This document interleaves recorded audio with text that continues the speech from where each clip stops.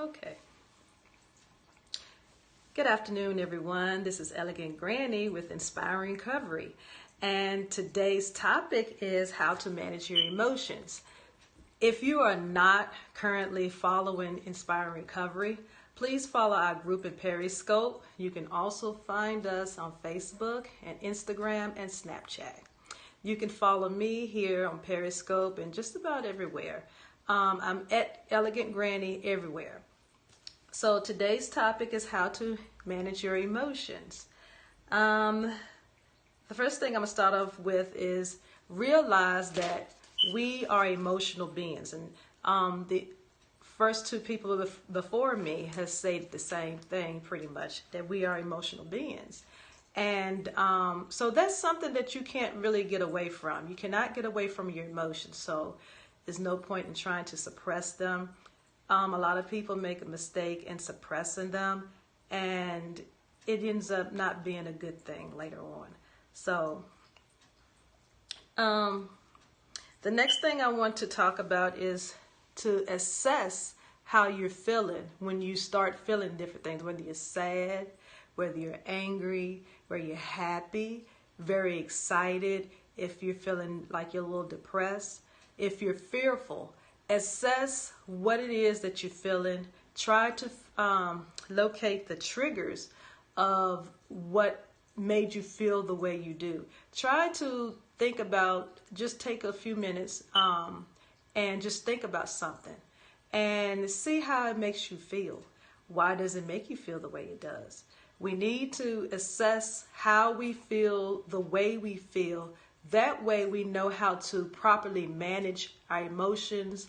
Therefore, we are also managing our behaviors, because we don't want to end up in a place where we are performing maladaptive behaviors due to our emotional state. And our emotional state is greatly linked to our mental health. So we need to take care of ourselves by doing this. Another point I would like to make is we need to own and not deny our emotions. Never try to deny your emotions. Denying your emotions is like denying your existence. They're there. They're not going anywhere. That's just the way you're wired. So it's not something that you can prevent from happening. There are things that are going to make you upset. There are things that are going to make you happy. There are things that may put you in maybe not a major depression, but maybe like a little situational depression. Sometimes you get very sad about just one or two particular things, not everything in life. Some people have a harder time dealing with that. So if they're upset about one thing, they're upset about other things. It just starts a domino effect. So we need to own them and not deny them.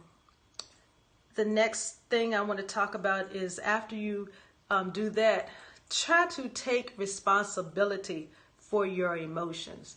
They are your emotions, and just like you have your children or your pets or these little duties and chores that you have, your emotions are your responsibility. You are your responsibility. So it is very important that you take care of yourselves, that you tend to your emotions, so you can be prepared for how to not react, but to be proactive and not reactive when it comes to your feelings. A lot of times we make the mistake of not spending time with ourselves, taking moments to breathe and just settle our spirits down.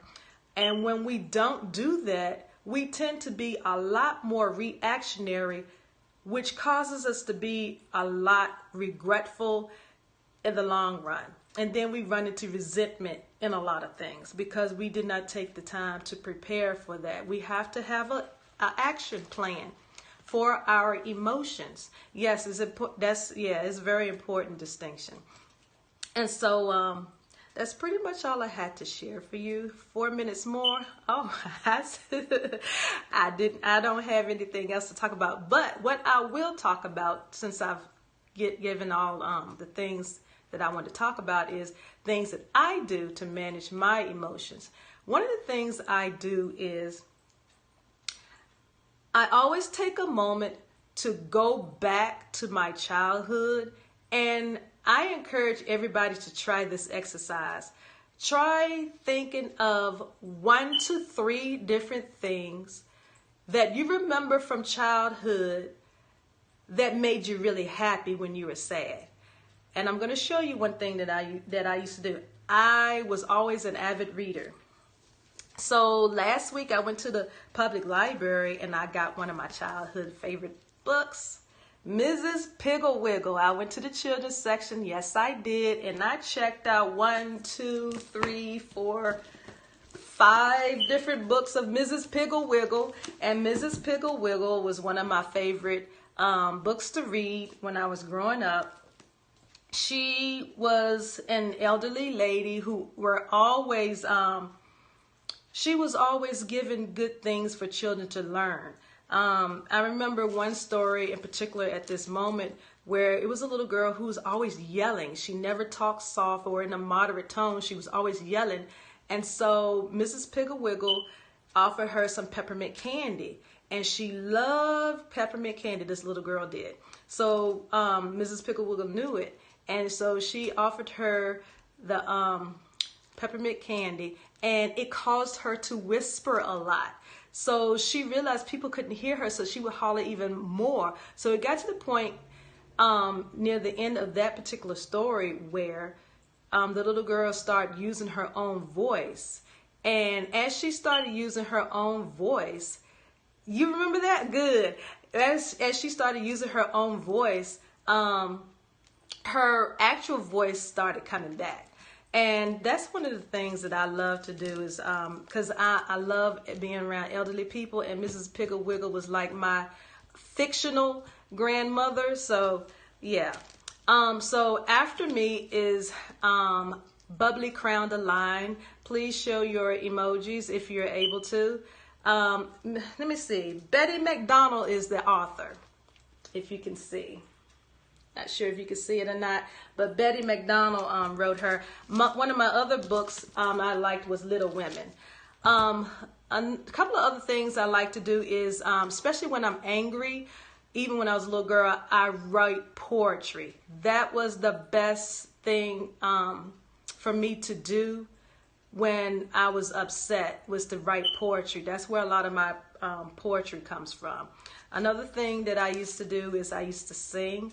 I used to write plays, just anything just to redirect my mind, not to suppress it, but to give my head some space to where it can operate properly and appropriately. So when I got to the point where I was no longer angry, then I can go back at the appropriate time and think about what made me feel that anger that I felt, so I can deal with it appropriately. So those are some things that I like to do. Other than walking, I walk a lot. I burn candles. I have candles all over my house. Yes, poetry is very powerful. I love candles. I love staring at my screen. I think this was the best investment right here, that screen. I love the screen. We're waiting for Bubbly Crown the Line to go ahead and get started. And I'll talk until she does. I'll try to talk until she does. Some other things that I do is I breathe. I'm getting to, thank you. I'm getting into yoga a little bit. I'm not that very good at it because I'm just getting started. The breathing I do very well. It's the flexibility. And that was the reason why I decided to get into yoga, is because of my flexibility. And I also do belly dancing. That's a favorite that I do with my mother. My mother loves doing belly dancing with me. We have a good time doing it. Don't worry about the flexibility. Now, I'm not too worried about it. I would like for it to be a lot better than it is, especially with me aging. I don't consider myself old or getting old, but I do age well. But I want to continue aging well. Yes. Oh, thank you. But yeah, I drink lots and lots and lots of water. Water helps. I learned a trick while I was working at the Department of Mental Health.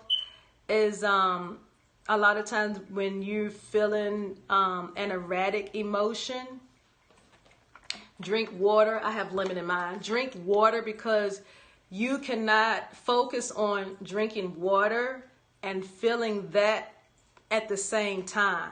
So what happens is you tend to calm down as you are drinking something, water or some juice or something, preferably water. Water works best, is the ideal. It helps to get you calm. And so you don't just, gulp it down, but what you do is you take your time, and as you're taking your time doing it, it helps you to breathe properly, because you have to breathe properly as you're drinking. You have to focus while you're drinking, so you're not in danger of strangling. So that's another tip that I'll give you. So Julie, you're going next. Okay, Julie Jordan Scott is going next. So please follow her. If you're not following her, follow Inspiring Recovery everywhere: Facebook, Periscope, Instagram, Snapchat. And I thank you guys for listening to me. Talk to you later. Bye.